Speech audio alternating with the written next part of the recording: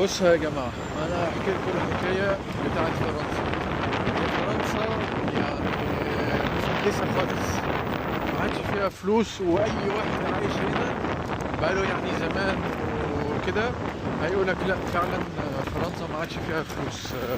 بالنسبة للي هم يعني كبروا هنا وعندهم الأوراق ودرسوا كده، يعني كلهم عايزين يمشوا من فرنسا.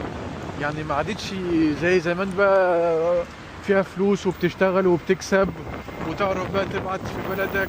يعني الدنيا من كتر ما هي غالية الناس ما عادوش يقدروا يعيشوا مرتاحين.